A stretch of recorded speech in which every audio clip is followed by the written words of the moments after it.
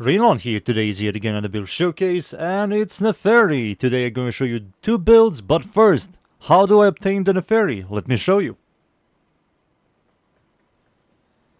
To obtain the Nepheri Blueprint, you have to finish the new war quest. You're going to get a new bounty in Cetus and Fortuna. At the very bottom, you're going to see Nermer bounties against level 50s to 70s.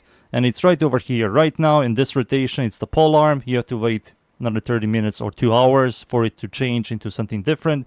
It's going to swap between the polearm, this thing, a whip, or the daggers. The daggers are the Nepheri, and that's how you farm it. Right now, you can't. And there you go.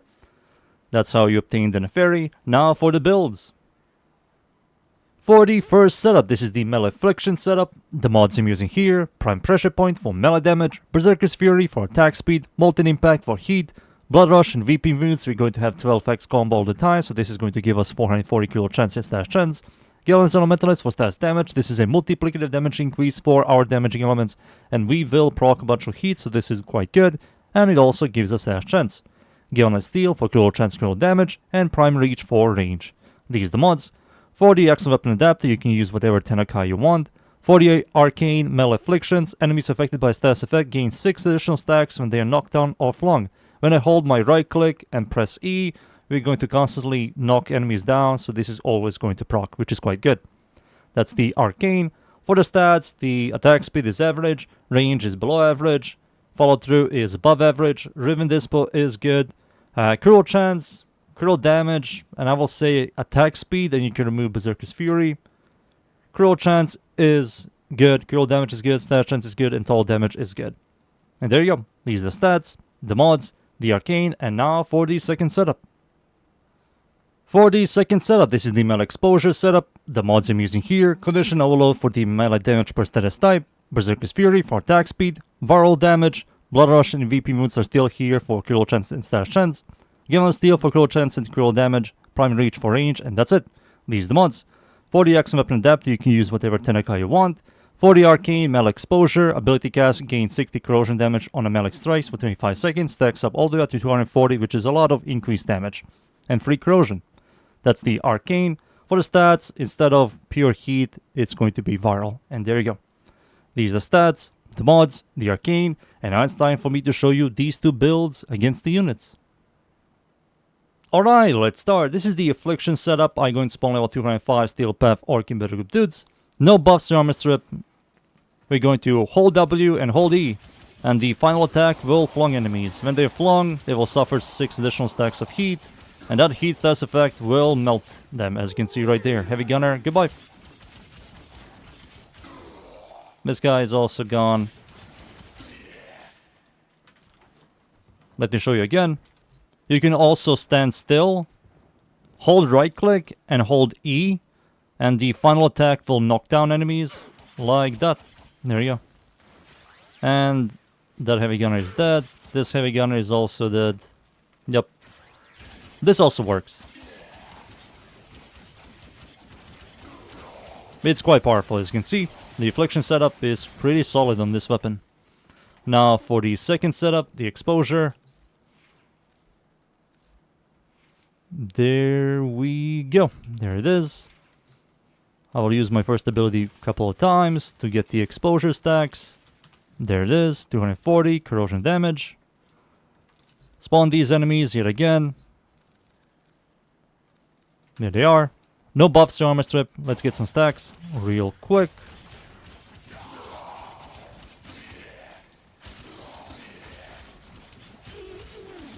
Eight, 9, 10, 11.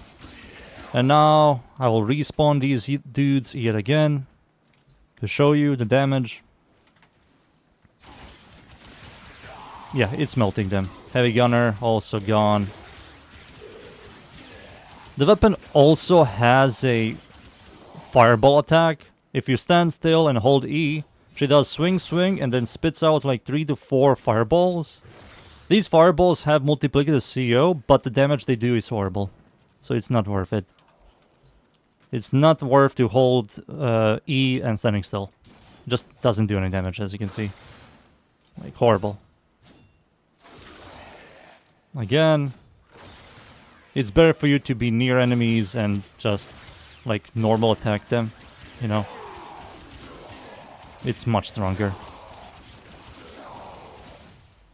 And goodbye. There you go. That's it. Those are 2 builds. Now it's time for me to show you the exposure setup in-game against Steel Path enemies. So, let's go. And we are in. I'm up against the Corrupted enemies, the Void, Steel Path, of course. It's survival. The map's called Mod. I'm going to show you this build here. I'm holding E and holding W, and that's my gameplay. Boop, boop, boop, boop, boop, boom. Go, this guy, these dudes over here are dead. These dudes here, goodbye, goodbye. Sweep, sweep, sweep. Just keep on spinning and winning. Look at me go. Sweep, sweep, sweep. Let me use my first ability a couple of times to get meta exposure. There we go, we have even more damage and corrosion damage and viral damage. We have heat. The weapon comes with heat. Look at this guy. He's lost. Goodbye. We have orange and yellow crits, high status, high base damage. This weapon is overall a good dual-wielding sword. No, it's not a sword, it's a dagger, right? Dual-wielding daggers. My buffs are gone. Let me spend my first ability for melee exposure. I have to look at my melee exposure. If you want to do even more damage, use Raffle Advance to give yourself a ton of flat critical chance. Higher crit tier equals higher damage. And beautiful red crits. I can now use some buffs. Let me use my first ability and nourish. Even if I have viral, who cares, right? Goodbye. The fireball attack. Kill that unit. But it's not killing these guys down there. It's very weak. These guys over here. Fireball. Phew, no damage. Fireball this guy. Again. There we go. Viral proc and corrosion proc killed him.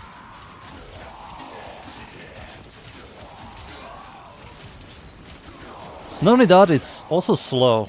Look how long it takes for you to do the fireball attack. It's very weird. It could have been really cool if it did like a ton of damage.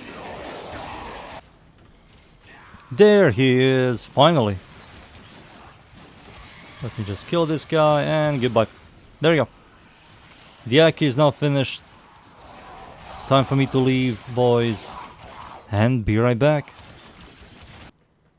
These guys are pretty solid.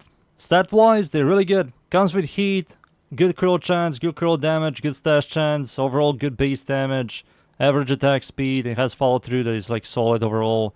It's a very good stat-wise weapon. I will recommend.